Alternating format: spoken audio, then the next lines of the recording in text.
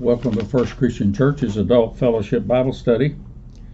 We continue in our in-depth study of First Thessalonians with today's class covering chapter 2, verses 17 to the end of the chapter, then the first 5 verses of chapter 3. These verses cover the apostles' longing for the Thessalonians now that they can't be, now that they've been sent away from them, and also covers then the sending or resending of Timothy to visit them after they have been blocked. So let's read this in the New Revised Standard Version. Chapter 2, starting in verse 17. As for us, brothers and sisters, when for a short time we were made orphans by being separated from you, in person, not in heart, we longed with great eagerness to see you face to face. For we wanted to come to you, certainly. I, Paul, wanted to again and again, but Satan blocked our way. For what is our hope, or joy, or crown of boasting before our Lord Jesus at his coming? Is it not you? Yes, you are our glory and joy. Therefore, when we could bear it no longer, we decided to be left alone in Athens and be sent Timothy, our brother and co-worker for God in proclaiming the gospel of Christ, to strengthen and encourage you for the sake of your faith, so that no one would be shaken by these persecutions. Indeed, you yourselves know that this is what we are destined for. In fact, when we were with you, we told you beforehand that we are to suffer persecution. So it turns out, as you know. For this reason, when I could bear it no longer, I sent to find out about your faith. I was afraid that somehow the tempter had tempted you, and that our labor had been in vain. Scholars devote a lot of discussion to these few verses when it seems such a simple and straightforward reading. They especially focus on the last 4 verses of chapter 2.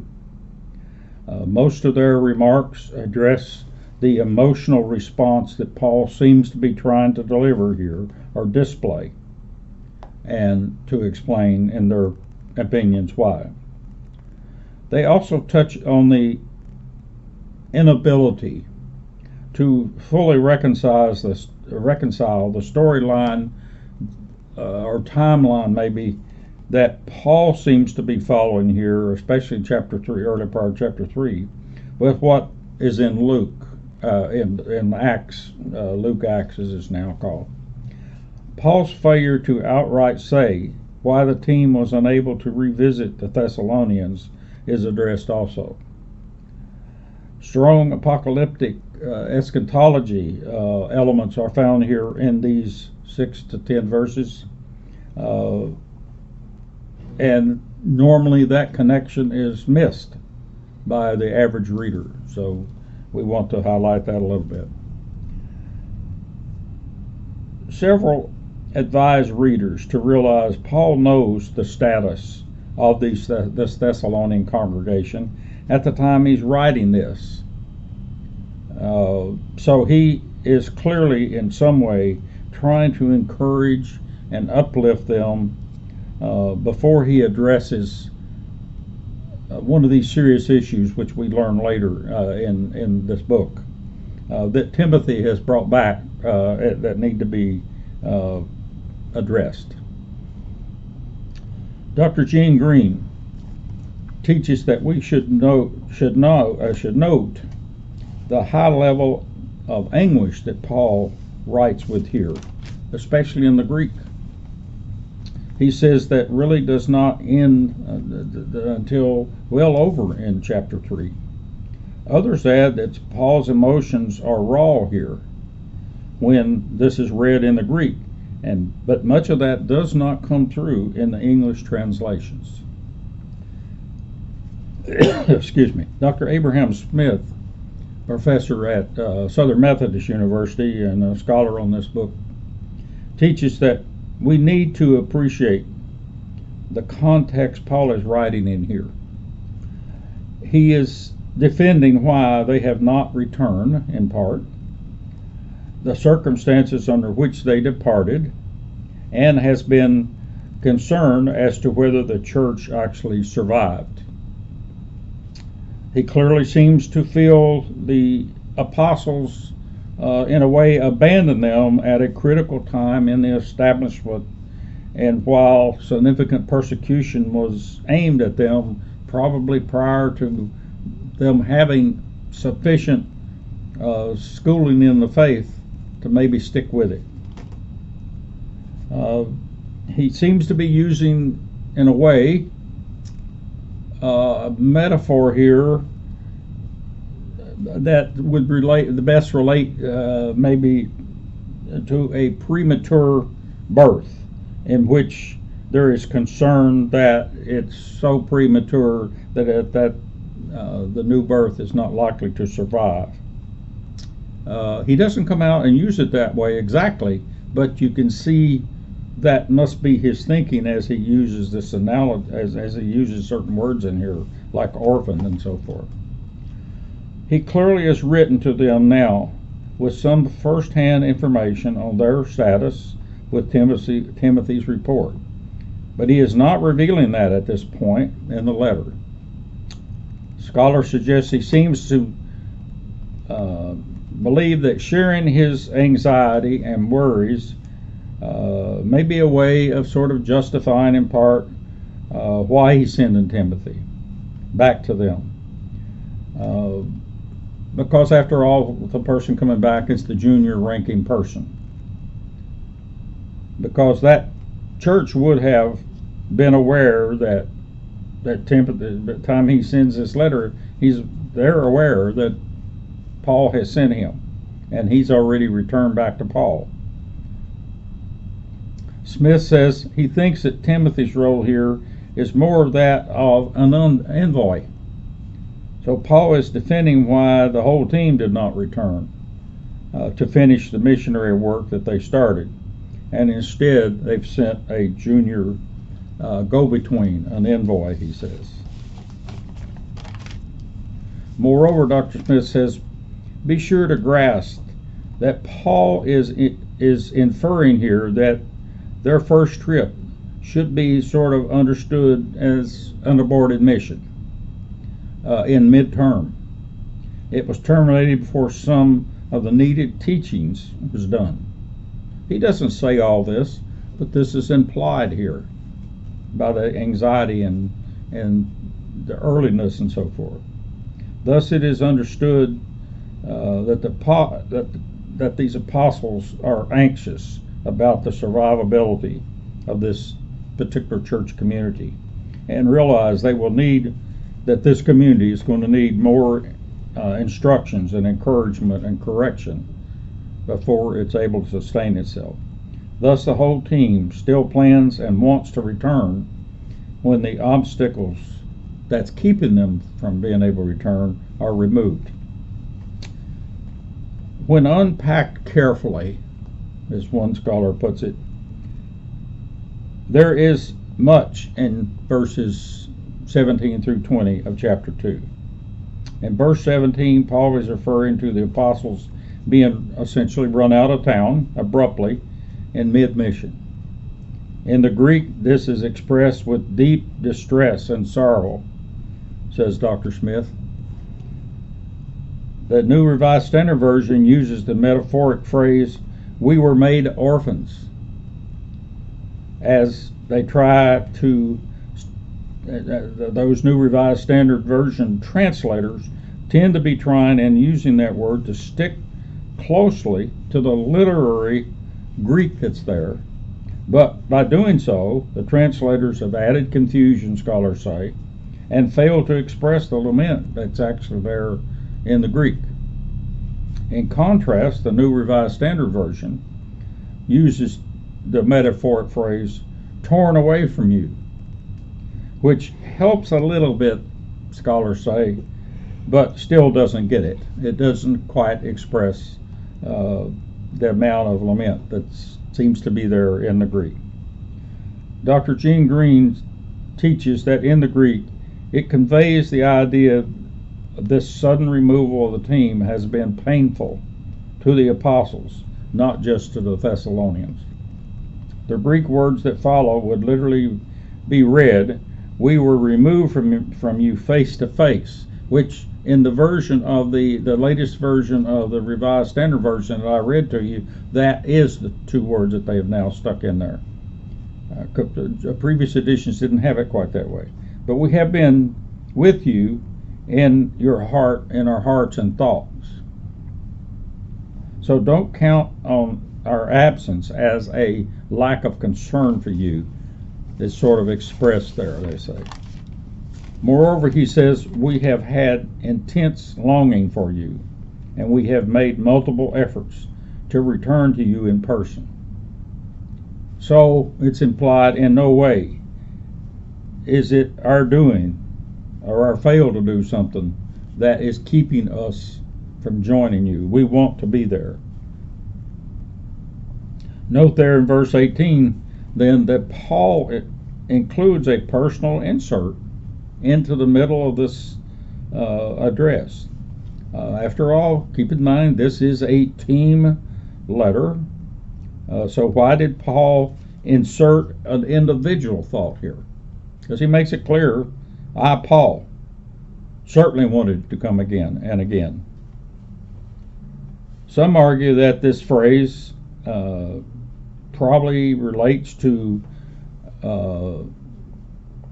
that the blocking of the team may have actually be from within inside, possibly, at least in part. For example, one scholar suggests Silas outranks Paul in church authority, and maybe he blocked it to avoid getting the larger church community in trouble somehow. But most scholars suggest this is nothing more than Paul adding some personal bragging and encouragement here. A bigger point scholars make here is that this insertion, though, is a very strong support for the hypothesis that this is, in fact, a team-written letter drafted by Paul or maybe dictated by Paul on their behalf. And so the fact that this insert is here is valuable to support this idea that this is not just a straight Pauline letter, but is a team letter, team opinion, represents team agreement, with the exception of maybe this insert that Paul has stuck in here in order to highlight that maybe he has even more anxiety. Why, scholars ask, do these apostles not specifically explain why they were impeded from returning, rather than pulling a Flip Wilson, as one of them says, and blaming the devil? What does Satan blocking us really mean is worthy of our thought. The most common explanation in the form of speculation centers around blocking being either from some major Jewish conflict that's going on, illness of team members, or governmental authority intervening. The bulk of scholars seem to lean towards this legal government involvement here based on the storyline in Acts 17. Because in Acts 17, Luke there, writing in Acts, indicates that Jason and others had to post bond for them to be able to leave, and then not more than a line or two away, Luke refers to an imperial decree So many scholars tend to indicate they believe that that's what's involved. There's some sort of government blocking, keeping this from them from returning. Christianity has enough problems, one scholar says, at that time, with just in competing with other religions. It does not want to face an absolute abolition from the Roman government, because after all, it is still riding on the coattails of the Jewish exemption that's in place at this time in 50 AD. Romans allowed you to have multiple gods, but they didn't like the idea of multiple religions. And the Jewish community, remember, had a exemption that allowed them to practice their faith. And Christianity is being covered early on by linking up to certain degrees, not fully separating itself from Judaism, although it's also undercover a lot. But any openness, that seems to be how they're able to get by with it. Several scholars mention. Another scholar brings up, he said, Christians are teaching they have the correct God, a powerful God, a God that's more powerful than any of these multiple little g gods that the pagans have. By using Satan here, Paul is telling you exactly, and so therefore, back to that point, is that if Christianity has the better God,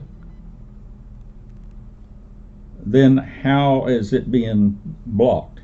Because after all, the pagans felt that these gods were there to solve problems. So this is a significant issue. Several scholars indicate that. Think through that. Think through what they were facing.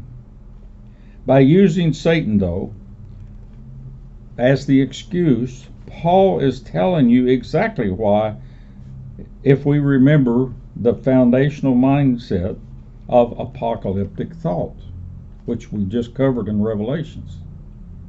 The Christian Lord Jesus Christ, under that apocalyptic mindset, does not yet rule the world. This world is ruled by the angel Satan, and his forces have blocked us, is the idea here. That's the understood thought, many scholars point out. Thus, this must be appreciated in the apocalyptic worldview that Paul and early Christianity believed in, existing at their time. We should be as those of us who have been with us for a while, we just completed a very detailed, in-depth study of Revelation and the apocalyptic mindset. We spent a lot of time trying to understand how foundational that was to Christian thought of that day. In verse 19, scholars teach Paul clearly is making an eschatological reference here. He is referring to the church, being this church in Thessalonica, being his crown when he presents them to Christ at the end time coming. The Greek here is not what would be normally translated coming. Instead, the Greek word that's there is parousia, P-A-R-O-U-S-I-A. And in the Greek culture of the time, that word meant coming or appearance of the king or ruler. It essentially means, in its core, the presence or arrival or anticipated arrival of a central or ruling figure. And Christianity early on adopted that word and used that word in the Greek to then infer specifically to the second coming of Christ, Christ's return, the king's return, and so forth. So that Greek word is what is here. Early Christians adopted this word parousia then to anticipate the second coming. That is how Paul is using it here, scholars suggest. He is referring to the surviving Thessalonian church that he now knows exists, being the apostles' crown, a crown to them of a joy, a reward, so forth. When they, the apostles, present this reward of this surviving church of the Thessalonians to Christ at the second coming. Some would even argue there may be even some fear being expressed here in the writing in the Greek, in that the accountable officers, in this case being especially Paul and Silas, may sense somehow or another that their salvation reward is somewhat tainted if this church doesn't survive. And so several scholars mentioned they think they can, in reading between the lines, they're picking up some anxiety there relative to that that exists among themselves, and not just what many others then say is going on here. All this is just classic Paul boasting and gloating on these Thessalonians, and he may be doing some of that too. As to this issue we brought up earlier, the difficulty of reconciling the travelogue of Paul's version in 1 Thessalonians here with what we read back when we were doing the introduction to Thessalonians from Acts, they're simply, it's pure and simple, they don't agree. Most scholars say we should trust Paul's account here as we study Thessalonians, though, and sort of leave Acts out of it. Whether or not which one is right, we don't know. But at least Paul is writing from his framework. So to understand it, at least you keep it in the framework of Paul. It appears from Paul's writing here that Timothy probably was not initially on the initial visit to Thessalonians. That it was only, it seems several scholars say, reading between the lines, it was Paul and Silas, or Silvanus. They were the ones that was forced out, and then they suspect they met up with Timothy when they got to Berea. Paul and Silas arrived there from Thessalonica. And thus, if that be the case, and several scholars suggest this, is that they were then allowed to send Timothy back, because the bond probably was not, that was posted, probably did not include Timothy, because he wasn't with them at the time, and therefore they're not violating an imperial decree by sending Timothy back at this point in time. I hope this gives you some idea of what these last 4 verses of chapter 2 and the first 5 of chapter 3, at least what scholars think is going on here. And if nothing else, the scholars have pointed out the importance of sometimes some of this stuff that we read that appears to be so simple and a fast read can be packed with a lot of implications. Hope to see you next week.